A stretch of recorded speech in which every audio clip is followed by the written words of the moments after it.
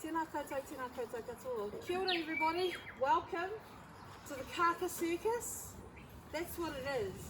At this time they are very wild and very, they will come and swoop on people right now. They are getting ready for breeding season. They are already starting to land on people. They get quite territorial, like anxious for people being nearby, their food sources. They will fight each other, and that's because they are getting ready for breeding season. So Kākā are our New Zealand bush parrots. They are a relative of the kea, which is our larger alpine parrots from the South Island. Kea are very inquisitive and they can destroy quite a bit of things as well. But these guys are smaller. So these guys will grow up to 600 grams. Kea about 900 grams. These guys were very much a part of our forest, and in the 1950s they were extinct. Reason being is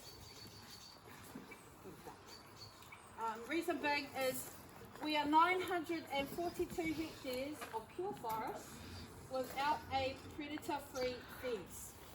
So we have to really rely on our community and our volunteers and the people that work here to keep the to keep up the trapping for predators. The predators will kill our bird life, and so in the 1950s there were no Kākā here. In 1996 we did a project which released a number of Kākā into our forest to enable them to breed and to replenish the stock of Kākā that used to live here. Right now, you can't really tell a male from a female at the moment, but one of the signs is a male has a more curved beak, more curved mandible, and he's a little bit larger than her, but you're not going to tell unless they're right next to each other. We do have banded birds here that we've bred here in captivity that have been released in the wild. And so Zach from our cat team is observing who those birds are. In the morning we put a small feed out for them, and that's to observe any new birds or some of the health issues that they have. Just to let you know, our Kākā are very inquisitive and will try anything to eat. And they have been known to get very sick from lead poisoning. And that comes from our roofing material, mainly. Our roofing material tastes very sweet for them to eat, and then they get very sick. So they are a typical parrot. They pick up their food with their claws and they eat. They've got those beautiful beaks that can strip away bark from the trees so that they can get the sap. They have a brush-tipped tongue that allows them to get nectar from flowers, and they can pollinate the forest. So this is why they are needed so much in our ecosystem.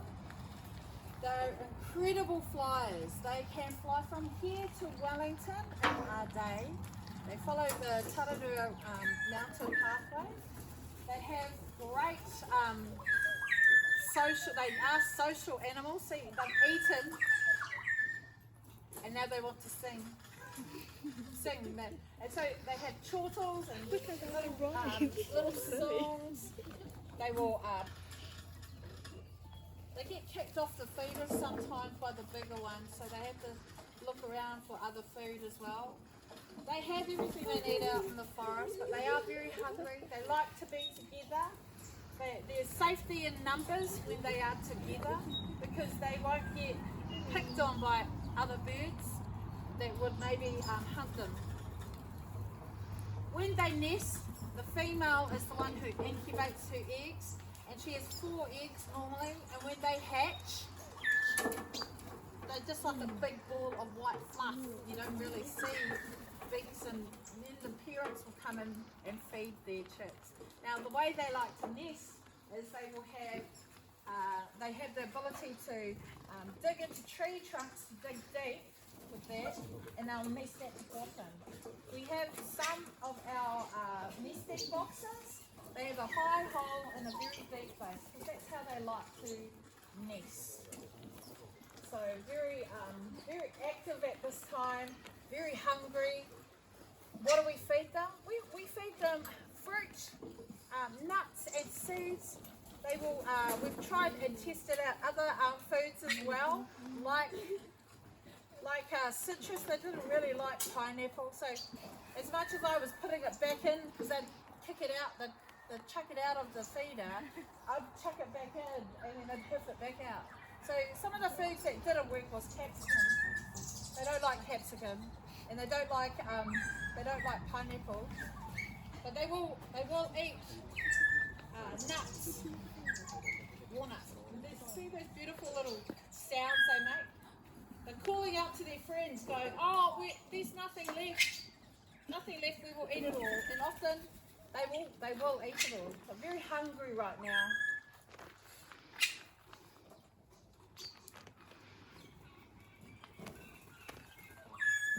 They've calmed down a lot.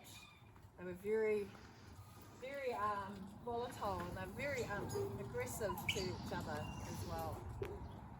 So we have a number of them that have bands on. We do. We've reintroduced banding our chicks now because they were not returning to us. So after they are fully fledged, we in our captive aviaries, we will keep them for a couple more months. Because what happens is once mum's done her job, that's it. Dad is actually the one who teaches them how to utilise their beaks, to forage for food, to nest, and to make sure that they can keep themselves safe in the wild. So Nico was one of these birds that would come to the feeds, and he really liked to socialise, and he became a friend to our Māori carving team. And so they were working on these along our park, and this is in dedication to Nico. Nico was, he stopped coming to these feeds, but he was 39 years old, so he's very long lived.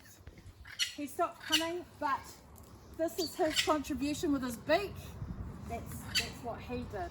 He wanted to help carve the pole as well, this carving. So they've dedicated this to Nico, and to the many others that will come after him as well. So he looked after the group. So you see those beautiful red belly feathers underneath their belly?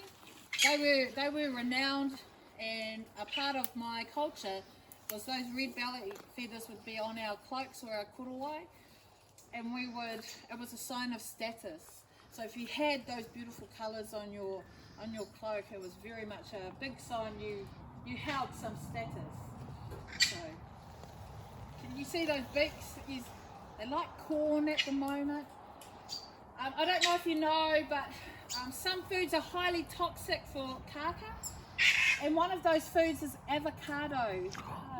It's not a native plant to us, and so our bird species who will eat it, they will die. Kākā will die. So people, I would like to say, please don't feed them. What we provide for them here, they can find out in the wild as well, but it's only a very small amount, and we don't overfeed them. They can go out and fend for themselves out in the wild. These guys will roam the whole park to look for what they need for their food, and they're going to be hopefully giving us lots more chicks in the next spring season. So they are getting ready to start their breeding process, which is why they are very active, and they will swoop. They do like to come really close to you, and if they do land on you, please shake them off, because you don't want those beaks are very sharp. Yeah. I haven't had to fix up anybody lately, but you'll be fine.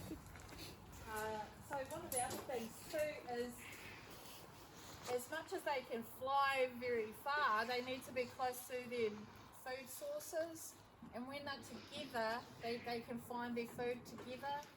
Now when there's only a few of them, they're very quiet. They don't like to bring attention to themselves. If there are predators out there, one of them is a kāriere. So the New Zealand falcon is maybe a smaller bird of prey, but they're deadly. They are killers, and